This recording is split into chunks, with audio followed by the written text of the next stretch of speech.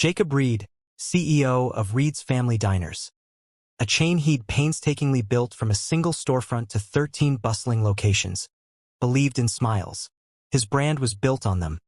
The warm, welcoming grins of his waitstaff, the satisfied smiles of families enjoying a hearty breakfast, even the forced smiles in his corporate marketing. But lately, the smiles felt brittle. Customer complaints were stacking up like dirty dishes. Slow service, curt staff, food quality slipping. Employee turnover was a revolving door, and the regional managers, bless their carefully tailored suits, were adamant. Minor hiccups, Jacob, were on top of it. Their polished reports, however, clashed violently with the unsettling whispers Jacob had been hearing. The gut feeling that something was deeply amiss beneath the cheerful veneer. Frustrated and fueled by a CEO's inherent need for control and a flicker of genuine concern, Jacob decided to see the truth firsthand. Undercover. He chose a diner in a quiet suburban town 2 hours from corporate HQ, far enough to remain completely anonymous. Most of his staff had only seen his face on the company website, a carefully curated image of corporate geniality. To truly disappear, Jacob shed his CEO skin.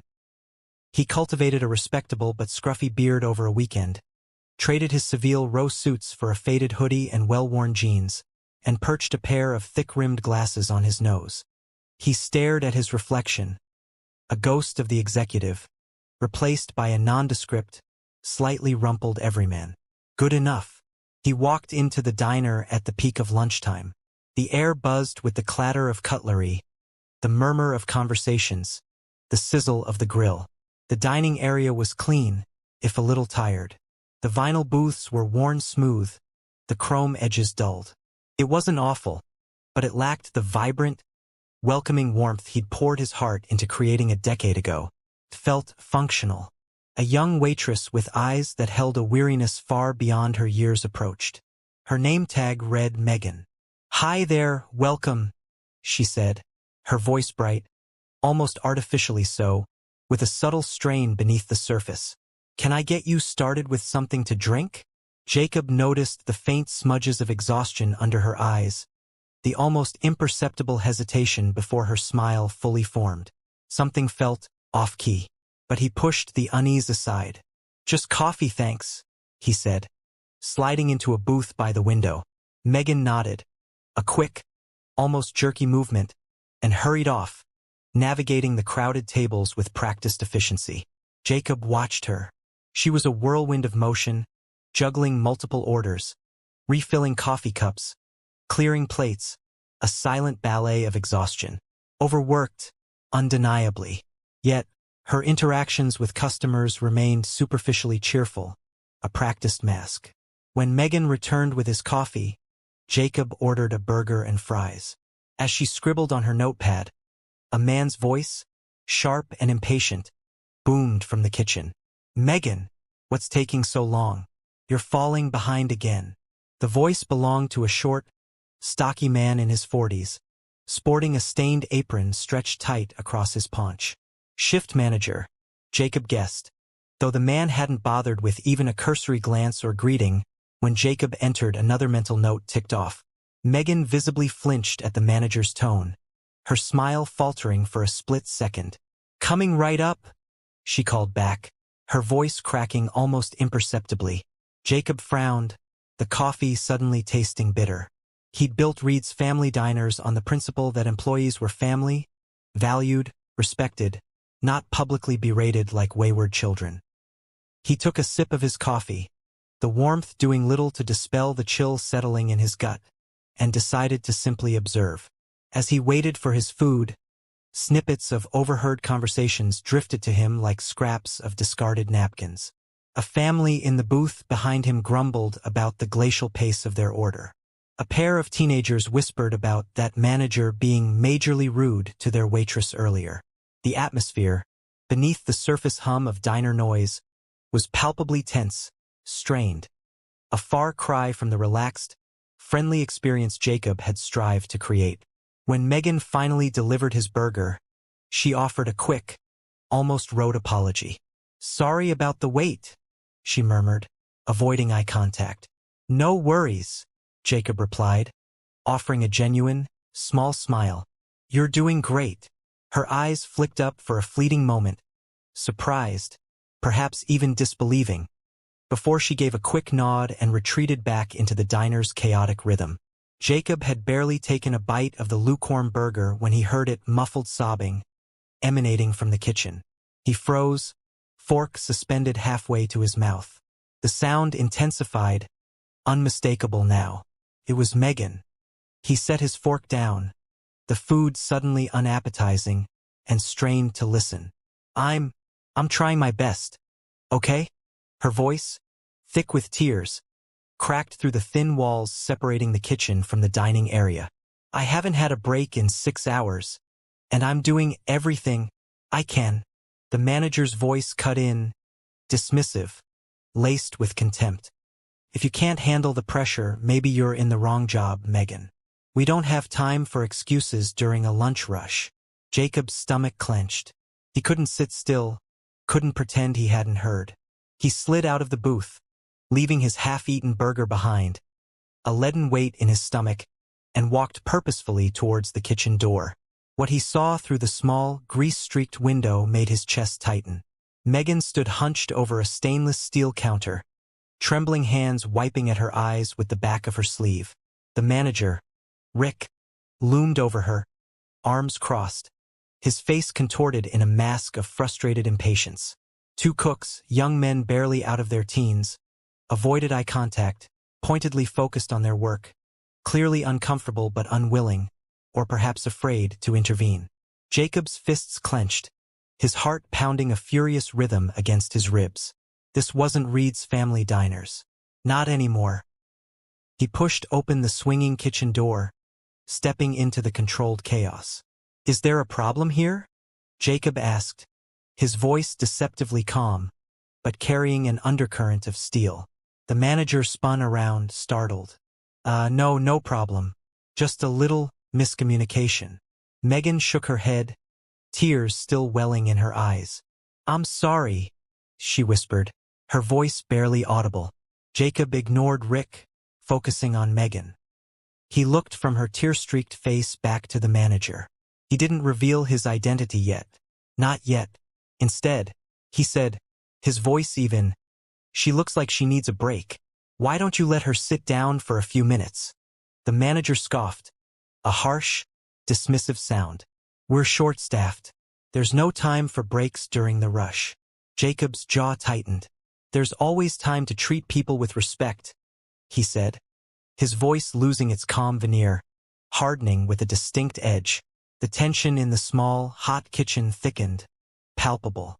Jacob held the manager's gaze, a silent challenge. He knew he couldn't maintain his anonymity much longer. The manager's lips thinned into a tight, bloodless line. But before he could retort, one of the cooks, a wiry young man with a nervous energy, spoke up, his voice hesitant but laced with a quiet defiance. Megan's been nonstop since she clocked in. She hasn't even had time to grab a drink of water. The manager shot him a venomous glare. Stay out of it, Connor. Focus on your station. Jacob's eyes flicked to Connor, acknowledging his quiet courage, then back to the manager. And who's in charge of making sure your team can focus? Because from where I'm standing, it seems like the pressure is coming from how this place is being run. The manager's face flushed a mottled red, his bravado faltering for the first time. Look, I'm just doing my job. If people can't handle it, that's not on me. Jacob's gaze hardened, his patience finally snapping. We'll see about that. Megan, still wiping her eyes, looked at Jacob, confusion warring with a flicker of gratitude in her expression. I'll be fine, she muttered, though her voice wavered precariously. She turned towards the kitchen door, desperate to escape, but Jacob gently stopped her, placing a hand lightly on her arm. Take 5, he said softly, his voice gentler now. You've earned it. The manager started to protest, sputtering indignantly. But Jacob held up a hand, his tone now leaving no room for argument. The CEO finally emerging from beneath the disguise. She's taking a break. Now. Megan hesitated, glancing nervously between Jacob and the glowering manager before nodding quickly and slipping past the swinging kitchen doors, a ghost of a smile gracing her lips. Jacob turned his full attention back to the manager, his voice calm but steely, the quiet authority of command resonating in the tense kitchen. "What's your name?" "Rick," the man replied, his tone now defensive, wary. "And who the hell are you to come in here and tell me how to run my shift?" Jacob ignored the belligerent question. "How long have you been the manager here, Rick?" Rick folded his arms across his chest, his posture stiff and resentful. "About 2 years, and I've kept this place running just fine. So I don't need some random customer stepping in." "You call this fine?" Jacob interrupted, his voice rising slightly, the controlled anger now simmering close to the surface. "Your staff is overworked, your customers are complaining, and you're berating people in the middle of their shifts. That's not fine, Rick. It's a mess." Rick opened his mouth to argue, but Jacob cut him off again, his voice now sharp, decisive, the CEO taking full command. "You might want to think about how you're treating people, Rick, because I guarantee, if I were your boss, this wouldn't fly." Rick's face paled visibly beneath his ruddy complexion, but he quickly tried to mask it with a dismissive scoff. "Right, well, you're not my boss, so—" Before he could finish his defiant sentence, the kitchen doors swung open again, and Megan reappeared, her face slightly more composed, the redness around her eyes faded. She kept her head down as she walked past Rick, avoiding his gaze, and returned to the dining area, resuming her relentless routine. Jacob decided it was time to step back, to observe, to gather more intel. For now, he gave Rick one last, pointed look, a silent promise hanging in the air, before turning and following Megan back into the dining room. Back at his booth, Jacob watched as Megan seamlessly, almost robotically, returned to her duties. She moved a little slower now, her exhaustion more pronounced, but she still managed a flicker of a smile for every customer she served. He noticed her taking extra care with a young mother struggling to keep her toddler occupied, offering crayons and a paper menu for the child to color on, a small act of genuine kindness in the midst of the chaos. He also noticed Rick, lurking by the kitchen window, his eyes like daggers, fixed on Megan.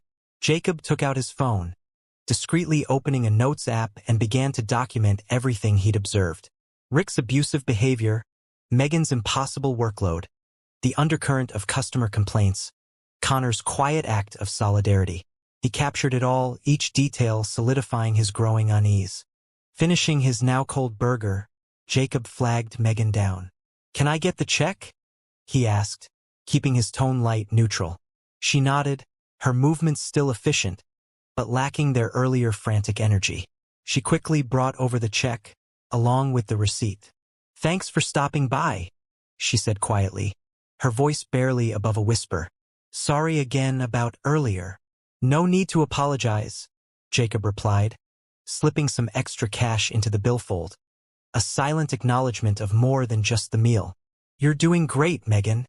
Her cheeks flushed slightly, a hint of genuine warmth finally breaking through her practiced smile. "Thank you," she murmured, her voice softer now, almost vulnerable. As she walked away, Jacob made a decision. He wasn't done here, not by a long shot.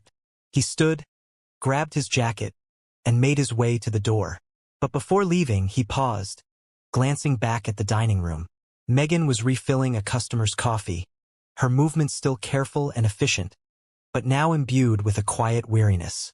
Rick was barking orders at Connor in the kitchen, the cycle of stress and abuse continuing, unbroken.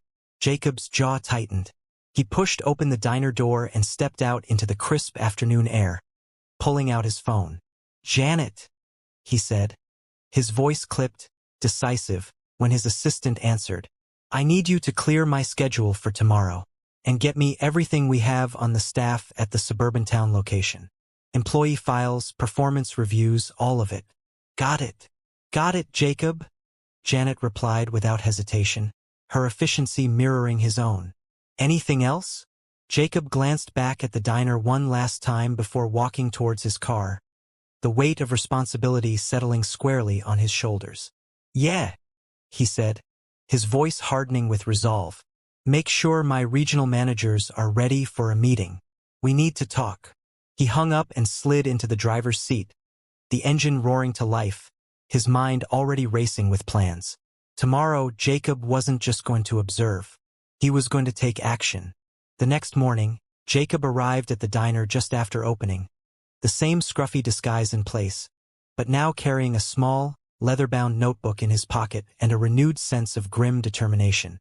He wasn't here to sit on the sidelines anymore. The morning shift was quieter, a stark contrast to the lunchtime frenzy, giving Jacob the chance to observe with less chaos, more clarity.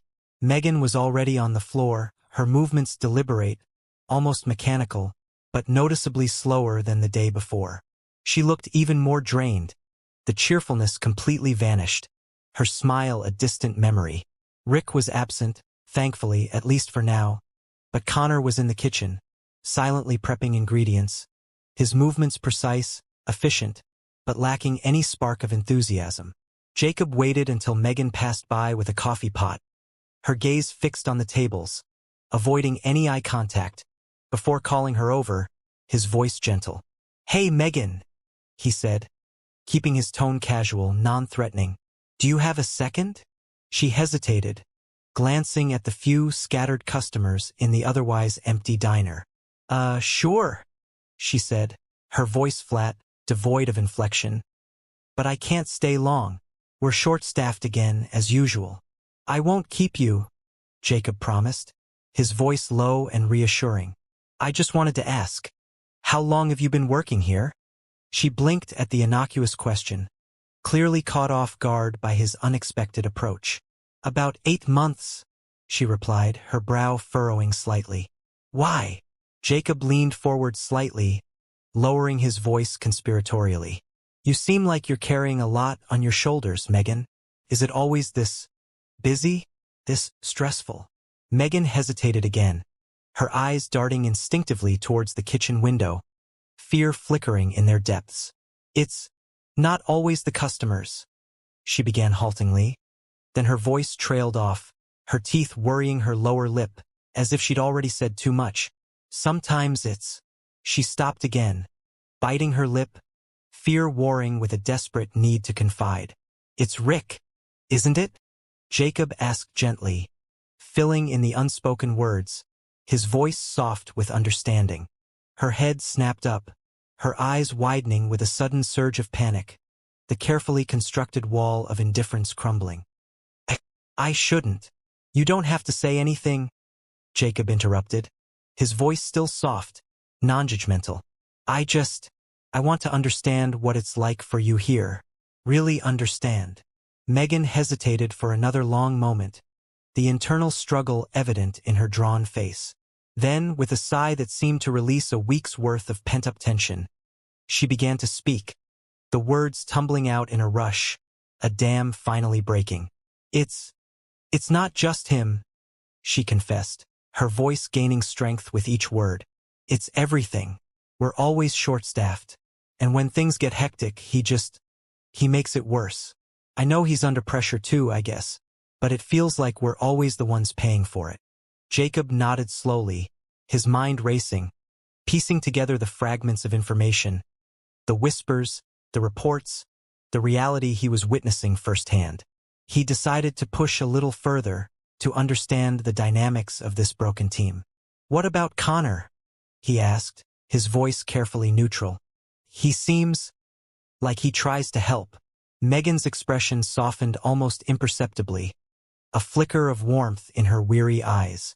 "Connor's great," she admitted, a hint of a smile touching her lips for the first time. "He's only been here a few months, but he's one of the few people who actually cares. He covers for people when they're struggling, picks up the slack. Honestly," she confessed, her voice dropping to a near whisper, "if it weren't for him, I probably would have quit by now." Before Jacob could probe further, before he could delve deeper into the toxic dynamics of this diner, the kitchen door swung open with a loud, jarring crash, and Rick strode out, his presence instantly shifting the fragile energy in the room, casting a pall of tension over the quiet diner. Megan's shoulders tensed visibly, her fleeting moment of openness instantly vanishing, replaced by a practiced mask of blankness. She quickly excused herself, her movements stiff, retreating to the perceived safety of refilling a customer's coffee, putting distance between herself and Jacob, between herself and the truth. Rick, oblivious, or perhaps deliberately ignoring Jacob's presence, barked instructions at Connor, his voice sharp, demanding. Connor, head bowed, nodded silently, continuing to dice vegetables with a grim, almost mechanical efficiency. Jacob's jaw tightened, his hands clenching into fists beneath the table. This wasn't just stress. This wasn't just a bad day. This was a deeply ingrained pattern of abuse, of neglect, of broken promises. This was a systemic failure. Jacob let the morning shift play out, a silent observer, watching Rick's interactions with the staff, witnessing the team's strained efforts to manage despite the palpable tension, despite the weight of Rick's toxic leadership. By the time the lunch rush began, the diner was once again plunged into its usual chaotic frenzy, and Megan was running between tables, a blur of exhausted motion. It wasn't long before the inevitable incident occurred. A customer, an older man in a flannel shirt, flagged Megan down, his face creased with annoyance. He launched into a complaint about his eggs being overcooked, rubbery, inedible. Megan, her face already pale with exhaustion, apologized profusely and offered to have the kitchen remake them, her voice trembling slightly. "Can't you just do your job right the first time?" the man grumbled, his voice loud enough for half the diner to hear. Megan's face flushed crimson, shame and humiliation warring with exhaustion. But she somehow managed to maintain her composure, her voice remarkably steady despite the tremor in her hands. "I'm really sorry about that, sir. I'll get it fixed right away." Rick, who had overheard the exchange from the kitchen window, stormed out, his face contorted with fury, his voice booming across the suddenly silent diner. "What's the problem here?" he demanded, his glare fixed not on the complaining customer, but on Megan, his accusation implicit. "It's fine, Rick," the customer replied, waving him off dismissively. "She's handling it." Rick, ignoring the customer's attempt at de-escalation, turned his full, incandescent rage on Megan. "Anyway," he snarled, his voice dripping with contempt, "how many times do I have to tell you to double-check the orders before they go out? This is basic stuff, Megan. Basic stuff." Jacob stood abruptly, the chair scraping loudly against the linoleum floor, the sudden noise drawing every eye in the diner. "That's enough," he said, his voice calm but firm, cutting through the tense silence like a knife. Rick spun around, his face twisted in annoyance, his eyes narrowed. "And who the hell do you think you are?" Jacob reached into his pocket, his movements deliberate, and pulled out his wallet. He flipped it open, revealing his company ID, the stark corporate logo, his own polished image staring back from the laminated plastic. His voice remained calm, almost conversational, but there was no mistaking the quiet authority that now radiated from him, the undeniable weight of command. "I'm Jacob Reed," he said, locking eyes with Rick, the silence in the diner suddenly absolute. "I own this diner, and 13 others just like it." The room went utterly silent. Megan froze mid-step, her eyes wide, reflecting shock and disbelief. Connor, in the kitchen doorway, peeked out, his knife still clutched in his hand, suspended mid-slice. Even the disgruntled customer in flannel, mid-complaint, seemed to hold his breath, momentarily forgotten. Rick's face, already flushed, went deathly pale, then rapidly morphed to a mottled, furious red. I didn't realize." "No." Jacob cut him off, his voice still dangerously quiet. "You didn't. Because if you had," he continued, his gaze unwavering, "you wouldn't be treating my staff like this. Or my customers." Rick stammered, incoherent protests forming on his lips, but Jacob didn't give him a chance to recover, to weasel his way out of the consequences. "Let's talk in the back," Jacob said sharply, his gaze unwavering, motioning towards the office with a curt nod of his head. Rick hesitated for a fleeting moment, defiance warring with a dawning realization of the gravity of his situation. Then, with a stiff, jerky nod, he turned and walked towards the kitchen. His bravado completely deflated. His posture suddenly slumped, defeated. Jacob followed, pausing only to glance at Megan. Her eyes still wide with shock, a silent promise passing between them. "I won't let this slide," he said quietly, his voice for her ears alone. A vow whispered in the sudden, charged silence of the diner. In the cramped, windowless office, Jacob shut the door firmly, the sound echoing in the small space, sealing them in. He turned to face Rick, his voice low but firm, the CO now fully present, all pretense of anonymity stripped away. "Do you have any idea how far out of line you've been, Rick?" Rick opened his mouth to launch into a defensive tirade, but Jacob held up a hand, silencing him with a gesture. "Save it, Rick. I've seen enough." He paused, letting the weight of his words sink in. "You've been with this company for 2 years, and in that time you've managed to create a toxic environment for your team. Do you have any idea what that does? To morale? To customer service? To the business?" Rick looked down, his bluster completely gone, his gaze fixed on the worn carpet beneath his feet. I get it," he mumbled, his voice barely audible. Jacob continued, pressing his advantage, his voice unwavering. "This job isn't easy, Rick. Management is hard. But that doesn't give you the right to treat people the way you do. To berate them, to demean them, to drive them to tears in front of customers. That's not leadership, Rick. That's bullying." Rick swallowed hard, his Adam's apple bobbing in his throat. I can do better," he mumbled, a hollow, unconvincing promise. "You're done, Rick," Jacob interrupted, his voice final, leaving no room for negotiation, for excuses. "I'm letting you go. Effective immediately." Rick's head shot up, his eyes widening, disbelief warring with dawning panic. "Wait, you can't." "I can, Rick," Jacob said firmly, his voice leaving no room for argument. "And I will. I'll make sure HR processes your severance package. But you're no longer part of this company." Rick stood there for a long moment, frozen, his face a mask of shock and dazed disbelief. Then, with a stiff, jerky nod, he turned and walked out of the office, his shoulders slumped in defeat, disappearing back into the kitchen without another word, without a backward glance. Jacob exhaled slowly, running a weary hand through his hair, the weight of the decision settling heavily on him. He didn't relish firing people. It was always the last resort. But this, he knew, was necessary, long overdue. When he stepped back into the dining area, a palpable silence hung in the air, thick with unspoken questions, with hesitant anticipation. All eyes were on him.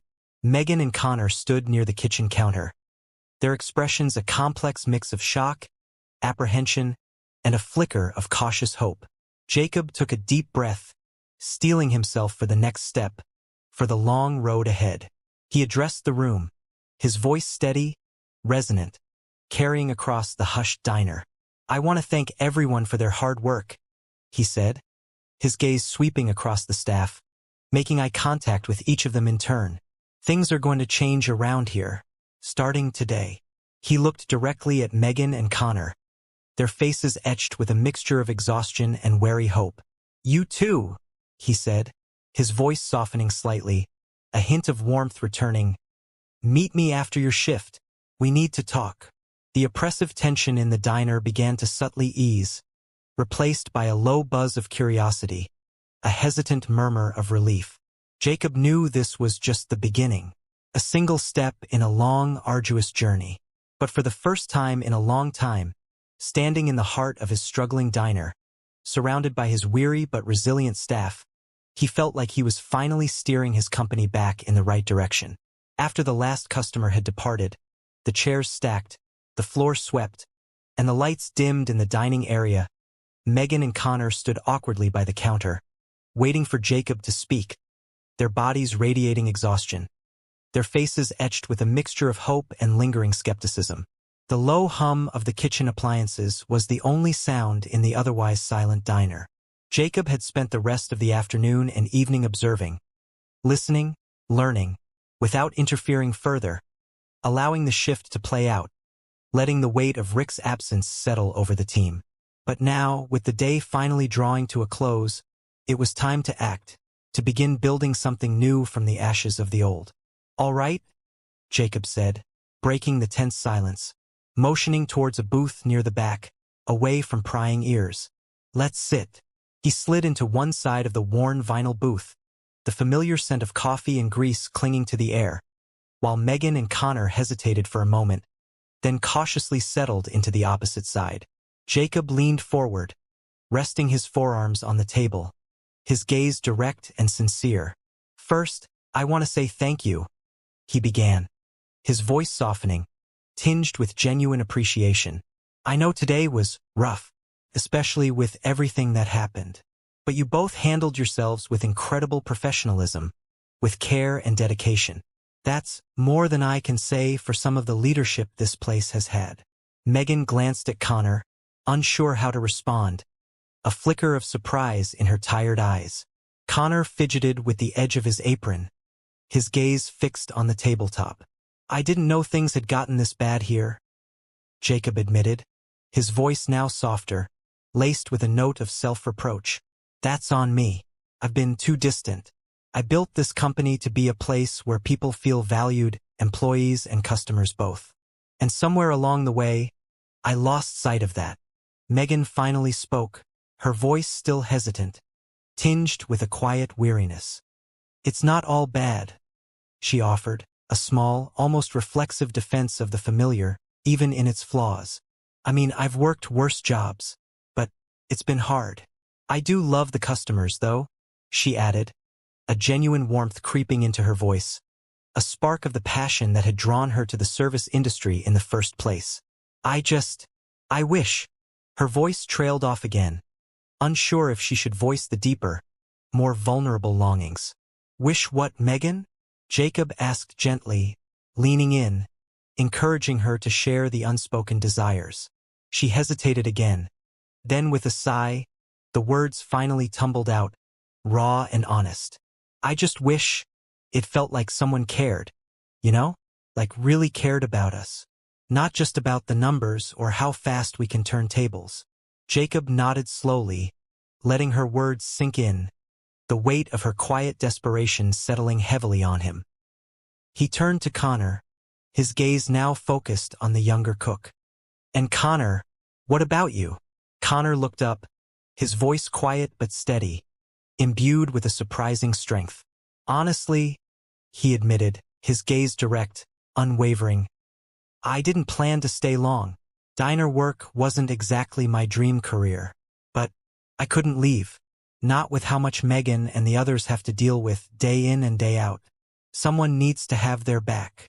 Jacob felt a sharp pang of guilt, a visceral ache in his chest. These two, Megan and Connor, they were the backbone of this diner, the heart and soul of the operation. And they'd been holding it all together, weathering the storm, while he'd been sitting comfortably in a sterile office, trusting in detached reports and emotionless spreadsheets, blind to the human cost of his company's decline. "Well," Jacob said firmly, the quiet resolution hardening his voice, "that changes now, I promise you that. But I'm not just going to tell you things will improve. I'm going to show you both." Megan and Connor exchanged surprised looks, curiosity and a flicker of skepticism flickering in their tired eyes. "Here's what's going to happen," Jacob continued, laying out his plan, his voice now confident, decisive, the CEO taking charge, but this time with a newfound empathy, a human touch he'd long neglected. "First, I'm bringing in a new manager. Someone with experience, yes, but also someone who knows how to lead with respect, with compassion. Someone who understands that happy employees make happy customers. In the meantime," he added, his gaze meeting Megan's and Connor's, "I'll personally oversee things here, until we get everything back on track." Megan's eyes widened again, her surprise genuine. "You mean you're staying? Here?" Jacob nodded, a small, reassuring smile touching his lips. For as long as it takes. Connor tilted his head, a hesitant question forming on his lips. And what about Rick? He's not coming back, is he? Jacob shook his head, his expression hardening again, his voice firm, unequivocal. Rick is not coming back. I don't tolerate that kind of behavior, and neither should you. Neither should anyone who works for Reed's Family Diners. Connor let out a small, almost imperceptible breath of relief, a silent exhalation of weeks, months of pent-up stress. Megan's shoulders visibly sagged, as if a heavy weight had finally been lifted from them. Second, Jacob added, continuing to outline his plan for change, I'm revisiting the staffing structure. No more being short-staffed during peak hours.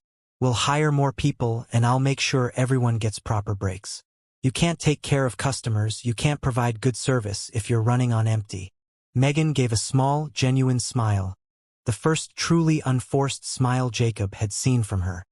That would be amazing, she murmured, a hint of hope flickering in her eyes. Third, Jacob said, his tone softening again, becoming more personal, more appreciative. I want to reward the two of you for everything you've done to keep this place afloat. For your dedication, your resilience, your quiet heroism. Megan and Connor exchanged surprised, almost disbelieving looks. Reward us? Megan asked cautiously, a hint of skepticism still lingering in her voice. Jacob nodded, his gaze sincere, unwavering. Connor, he said, turning to the younger cook. You've shown incredible loyalty, incredible leadership. Even in the short time you've been here, you've stepped up when no one else would. That's what leadership looks like. That's what I value. So, I'm promoting you to assistant manager. Effective immediately. You'll get a raise, more consistent hours, and real authority to make things better here. Connor's jaw dropped, his face a mask of shock and disbelief. Wait, are you serious? I've never managed anything before. Jacob smiled, a warm, encouraging smile that reached his eyes. You're already doing it, Connor.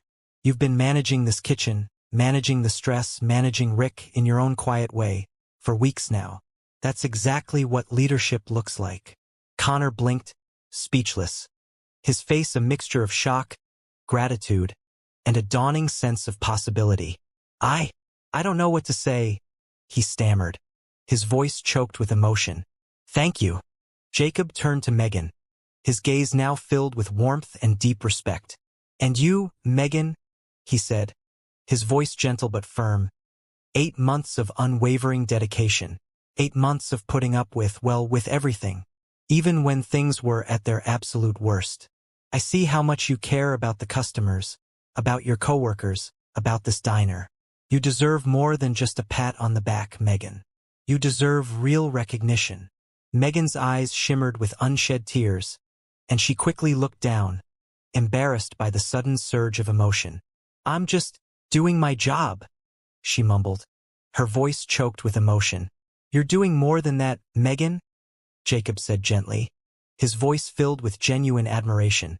Starting next week, I'm giving you a significant pay raise, and I want to set up a bonus system for the entire staff company-wide, so that hard work, dedication, and genuine care, like yours, gets recognized and rewarded properly. Megan's hand flew to her mouth, her eyes wide with disbelief. Oh my God, she whispered, her voice trembling. Really? Really? Really? Really? Jacob said, smiling, his own heart lightening with a sense of purpose he hadn't felt in years. For a long moment, neither of them spoke, the weight of his words sinking in, the promise of change hanging in the air, tangible and real. Then Megan whispered, her voice thick with emotion, Thank you. I mean it. Thank you, Jacob. Jacob leaned back in the booth, his expression softening, a genuine smile finally gracing his lips. You've earned it, Megan. Both of you have. As they finished their conversation, Jacob laid out more of his plans to revitalize the diner, to rebuild the broken trust, to reignite the spark of warmth and community he'd envisioned years ago. He promised to update the outdated equipment, implement a more efficient and humane scheduling system, and hold regular meetings with the team to hear their concerns, to ensure that the voices of Megan and Connor and all his employees would never again be silenced, never again be ignored. By the time they finally left the booth, the diner quiet and still around them, both Megan and Connor looked lighter, transformed, as if the heavy weight of stress and despair that had been weighing them down for so long had finally, miraculously, lifted. The next few weeks were a whirlwind of activity, a flurry of positive change. Jacob kept his promise, spending several days each week at the suburban town diner, working alongside the staff, listening to their feedback, learning their names, their stories, their struggles, their hopes. He personally interviewed candidates for the manager position, carefully vetting each applicant, eventually hiring Denise, a woman whose extensive experience was matched by her deeply empathetic leadership style, a style that quickly won over the wary team. True to his word, Jacob approved significant raises for Megan and Connor, recognizing their value, their dedication.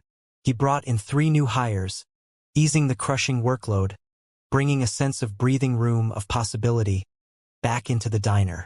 The atmosphere in Reed's family diner began to transform, almost imperceptibly at first, then with increasing speed and clarity. Customers noticed the subtle shift. Service was faster, friendlier, more genuinely attentive.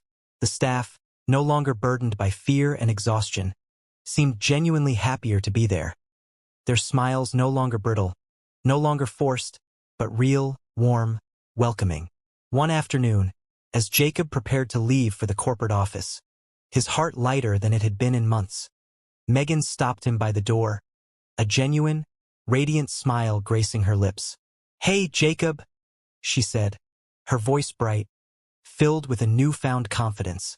"I just wanted to say, this place feels different now, better, like it actually matters."